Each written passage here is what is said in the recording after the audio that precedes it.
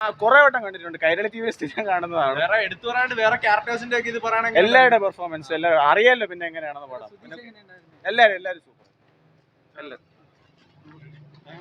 എല്ലാവരും super 4K കാണാൻ ഒരു രക്ഷയില്ല. തിയേറ്റർ എക്സ്പീരിയൻസ് സൂപ്പർ ആണ്, ഒരു രക്ഷയില്ല. ഒരു മടുപ്പ് തോന്നിക്കത്തില്ല. ഫ്രഷ് ആയിട്ട് കാണുന്ന ഫീലാണ്. സൂപ്പർ എല്ലാവരും സൂപ്പർ. എങ്ങനെയുണ്ട് ചേട്ടാ പടം എങ്ങനെയുണ്ടായിരുന്നു 4K കണ്ടപ്പോൾ?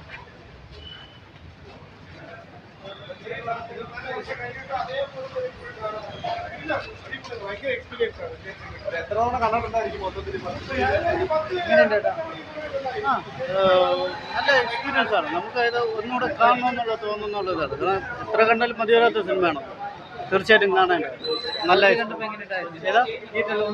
ഭയങ്കര ഒരു പ്രശ്നം. നമ്മൾ ടി വിയിൽ കാണുന്നതിലും ഞാൻ ഈ പടം 23 വർഷം മുമ്പ് കണ്ട തിയേറ്ററിൽ തന്നെ കണ്ടതാണ്. അതിനുശേഷം വീണ്ടും എനിക്ക് കാണാൻ അവസരം കിട്ടി. അതിന് പുറമെ ഇപ്പോൾ വളരെ നല്ല ക്വാളിറ്റി കാണാൻ കഴിഞ്ഞു എന്നുള്ളത്. പിന്നെ മേക്കിംഗ് പറയണ്ടല്ലോ, ജാജി ഗീതത്തിൻ്റെ അന്നത്തെ കാലത്തെ മേക്കിങ് ഇന്ന് ഈ 4K കാണുമ്പോൾ ഭയങ്കരമായിട്ട് നമുക്കത് കണ്ടതിന് മനസ്സിലാകും. ഭയങ്കരമായിട്ട് ചേട്ടാ എങ്ങനെയുണ്ടായിരുന്നു? അടിപൊളി.